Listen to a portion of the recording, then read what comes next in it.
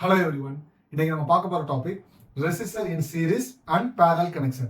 இந்த ஆக்சுவலா பாத்தீங்கன்னா இந்த டாபிக் வந்து தனித்தனியே கேட்டாங்கன்னா 3 மார்க் கொஸ்டின், பட் ஒண்ணா கம்பைன் பண்ணி கேட்டாங்கன்னா 5 மார்க் கொஸ்டின். அதிக டைம் 3 மார்க்ல தான் கேட்டிருக்காங்க. சோ ரொம்ப ஈஸியான டாபிக். வாங்க டாபிக் குள்ள போலாம்.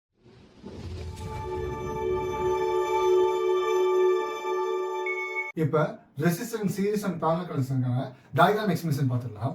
நம்ம சீரிஸ் கனெக்ஷன்ல என்ன சொல்லுவாங்கன்னு பாத்தீங்கன்னா ஒரு காம்பனண்டோட எண்டிங் பாயிண்ட் இன்னொரு காம்பனண்டோட ஸ்டார்டிங் பாயிண்டா இருந்தா அதுக்கு பேர் சீரிஸ்னு சொல்லுவாங்க. இப்போ பாருங்க இங்க ரெசிஸ்டர் மீன் பண்ணிருக்கோமா, அப்ப நான் ஒரு எக்ஸாம்பிளா 3 ரெசிஸ்டர் எடுத்துக்கிறேன்.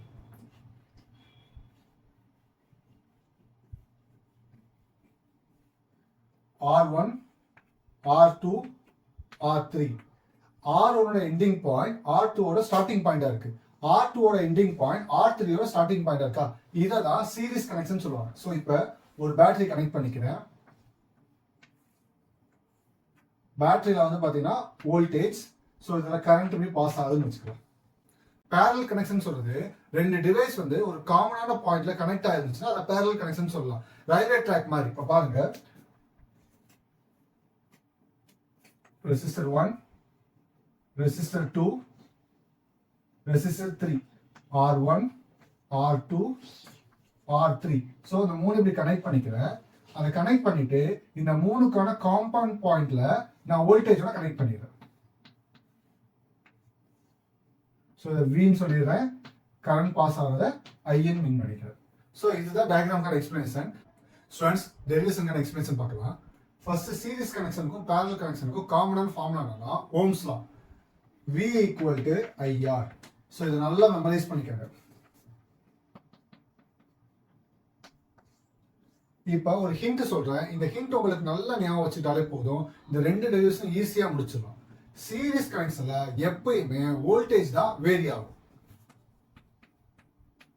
அப்ப சீரிஸ் கனெக்ஷன்ல வோல்டேஜ் வேரி ஆச்சுன்னா பேரலல் கனெக்ஷன்ல கரண்ட் வேரி ஆகும்.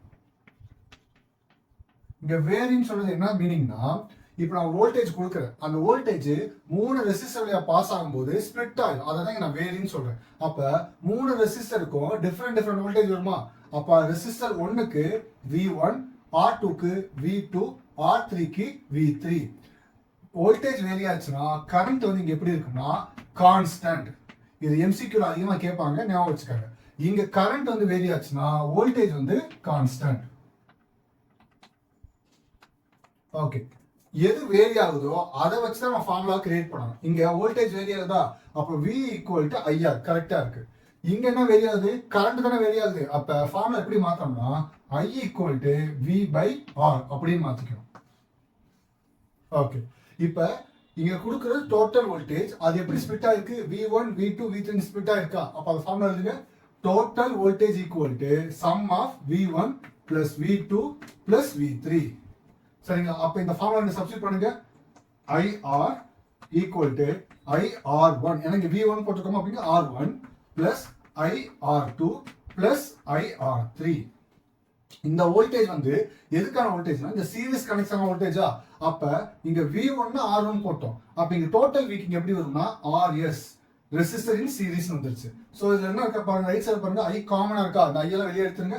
IRS ஈக்குவல் டு I காமனா வெளியே எடுத்துட்டோம்னா R1 plus R2 plus R3.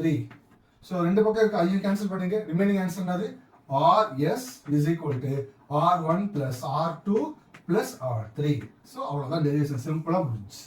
இதே ஸ்டெப் தான் நம்ம பேரலலுக்கு யூஸ் பண்ண போகிறோம். பாருங்க இங்கே என்ன வேரி ஆகுது, கரண்ட் வேரி ஆகுதா.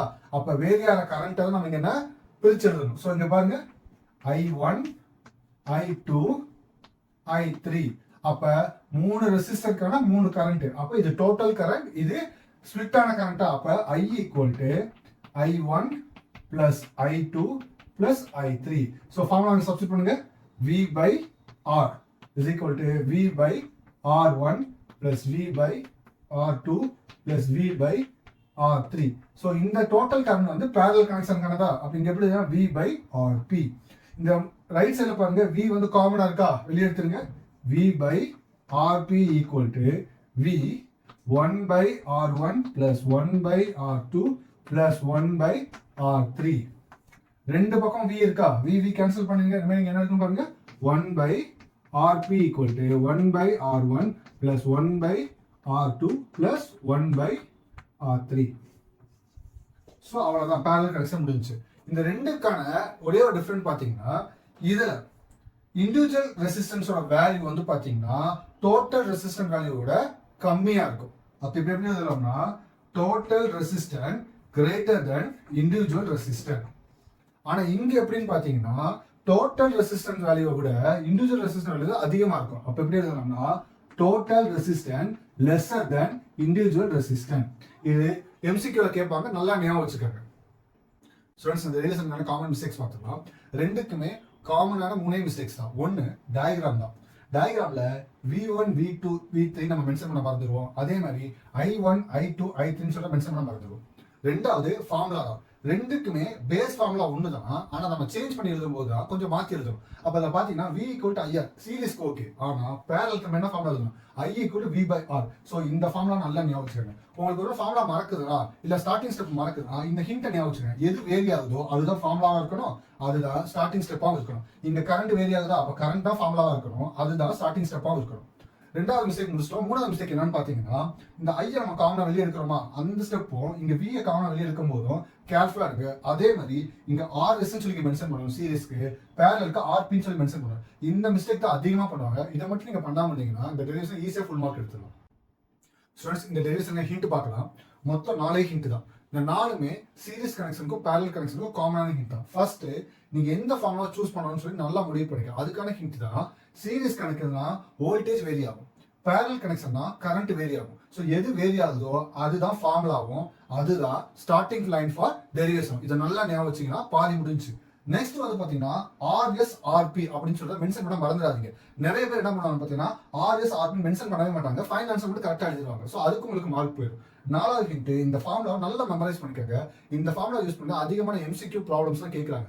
ரெசிஸ்டர் இன் சீரிஸ்னா R1 plus R2 plus R3 அப்படி நார்மல் அடிஷன் தான். அது பேரல்ல பாத்தீங்கன்னா ரெசிப்ரோக்கல்ல இருக்கும் 1/R1 plus 1/R2 plus 1/R3 இருக்கும். ஸோ இந்த 4 ஹிண்ட் நீங்க நல்லா மனப்பாடம் பண்ணிட்டீங்கன்னா கொஸ்டின் ரொம்ப ரொம்ப ஈஸி. ஸ்டூடெண்ட்ஸ், இதே மாதிரி லேர்ன் பண்ண சேனலை சப்ஸ்கிரைப் பண்ணுங்க, லைக் பண்ணுங்க, உங்கள மாதிரி ஸ்டூடெண்ட்ஸ்க்கு ஷேர் பண்ணுங்க. Have a nice day.